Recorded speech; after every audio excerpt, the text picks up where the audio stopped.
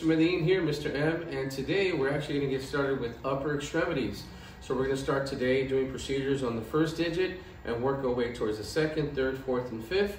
And I'm excited about that because this is our first positioning video, so we're going to get started with that. All right, we're going to go ahead and show you fingers here. So we'll curl this out. We're going to go to upper extremities. We'll go to finger, and then we'll do AP, oblique, and lateral. So this is actually what I use in the field. I use about 1.2 to 1.6 at about 60 keV in the field. I use a small focal spot. So what we're going to do is we're going to have the patient just against the, or parallel to the table here, just so that his lap is not underneath the table. And we're going to go ahead and place this on his lap, and you can just hold that here just like that. And then we're going to go ahead and get started the procedure. All right, so we're going to start here with the AP thumb. And again, I'm going to have 1 inch around the collimation, or 1 inch about the field for the collimation. So this is going to be AP. So notice we're doing an AP thumb. And again, this is the only one that's going to be AP. We're going to center right here on the MCP. All right, so we're going to go ahead and center on the MCP. I'm going to come down just a hair, just inward and downward here. And again, this is the only one that can extend into the wrist. But this is your AP thumb, all right? So again, there's only 2 phalanges here. You got the distal and the proximal, and then you have the MCP. So this is gonna be your AP thumb. So the next one's gonna be an easy transition, because all you're gonna do is place the hand down flat, and in a simple pronated position of the hand, it's gonna place the thumb automatically in an oblique position. Do you see that? Look at the nail bed. You see how it's 45 degrees? So this is a PA oblique of the thumb. Now this is going to be just happening naturally because the hand's in a pronated position, and automatically it's going to go ahead and place that thumb in an oblique position. How cool is that? Now watch this. For a lateral, all we're going to do is just keep your hand like that, and we're going to turn your hand sideways. There we go. Just like that. Now look at the nail bed. It's no longer 45 degrees. Do you see how the thumb is in a 90-degree position? And this here, I'll come down just like that, right on the MCP. This is going to be your lateral thumb. Now, just to make sure that you understand, this is a medial lateral projection. So medial lateral, because you're entering the medial surface and you're exiting the lateral surface, only the first and second digit are going to be done with medial lateral projections as your standard. So these are the essential projections of the thumb. So the second digit is not going to be a PA like not an AP like the thumb, but it's going to be a PA. So we're going to place this hand just like this here. And we're going to place you see a little knuckle right here, okay, that little joint space, that's your PIP. This is the proximal interphalangeal joint. And again, we're going to keep that collimation field just like that. Okay, some might say this is a little bit big, but that's okay. I like to include a little bit of the other digits just as a reference for the physicians. Okay, so I'm going to not include it entirely, but I'm going to go ahead and include the third and a little bit of the thumb right here just as a reference. A lot of orthopedics, a lot of doctors like that. So again, this is going to be your PA. Now for the oblique, the PA oblique, you're going to stick your finger out like that. Okay. And we're going to rotate this way here, just like that, 45 degrees. So again, you guys, I don't know if you can see the nail bed. Let me hit that light. You can see the nail bed is at 45 degrees. That's what I go off of. Now, of course, in trauma, there's no nail bed. You're just going to have to eyeball it anyways and guesstimate. But this is a 45-degree oblique. So this is a PA oblique with medial rotation. And this is going to be done at 45 degrees. Now watch this. You ready? This is the most tricky part. This is going to be for the lateral. All right, that's the lateral. I was just kidding. All right, so the lateral, you just turn a little bit. Now look at the nail bed now. You see how it's going to be perpendicular to the IR. So this is a lateral. Now this is a medial lateral projection. Again, only the first and second digits are going to be medial laterals. Remember that, because sometimes they ask you that as a test question. So the first and second digits, the laterals are medial laterals. Those are the standard lateral projections, okay? Now, that's the second digit of the hand. So now what we're going to do is we're going to do the middle finger. So the middle finger is kind of cool, kind of special, all right, because when it comes to certain positions, we can go either way. So what I'm going to do, I'm going to do a PA.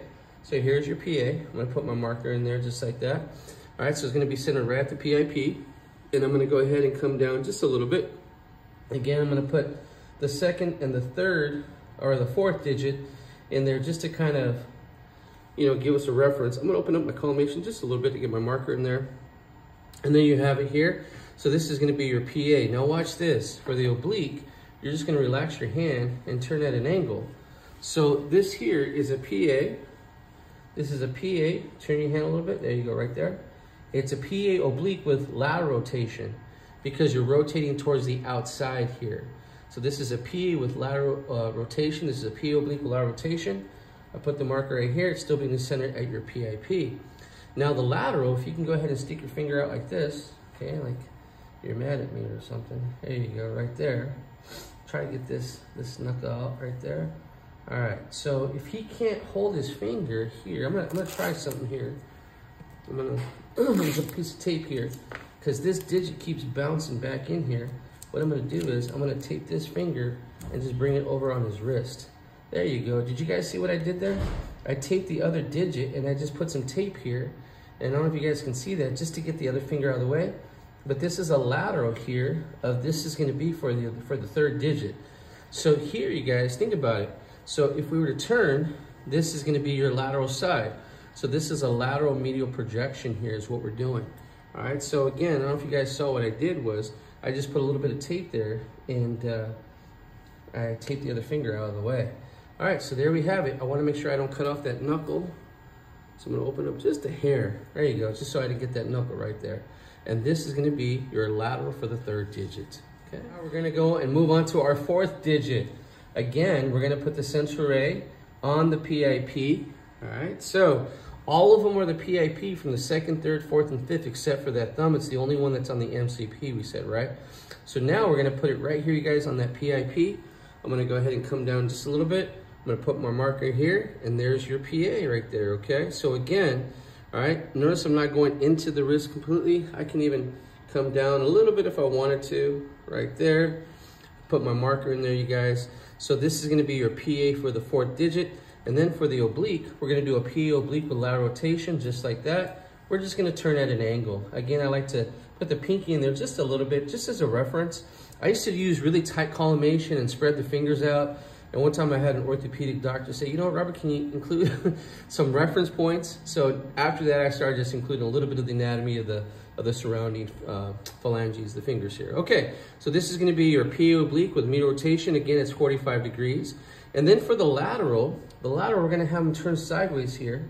And we're gonna go ahead and put these fingers back. And this is really good because he's not the perfect ideal patient. So he can't hold his finger there.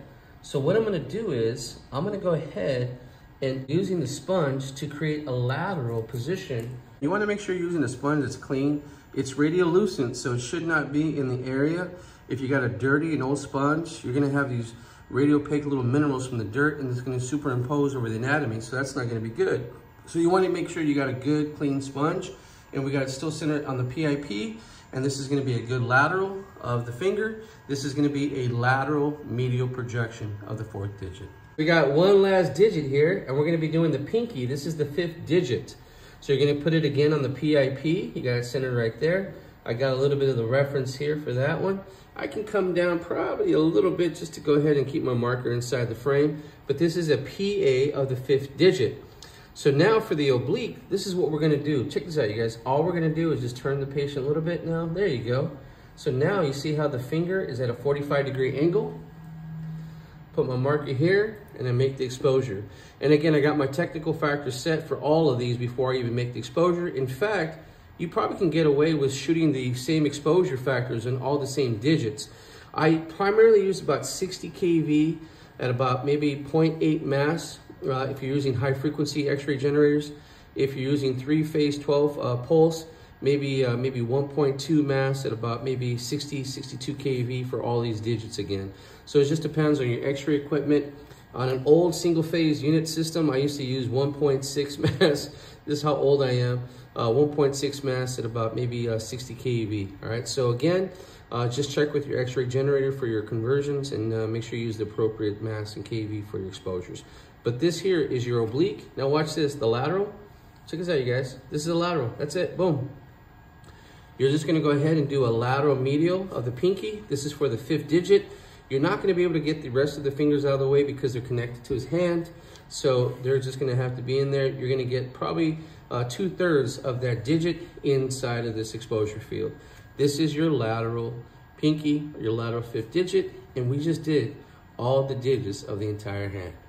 Hello everyone, you guys. Thank you very much for watching the videos. I'm hoping that they're helping you out. Please make sure that you subscribe and that you hit the notification bell to be notified about new videos. Again, remember to be good to yourself and be good to others. Thank you.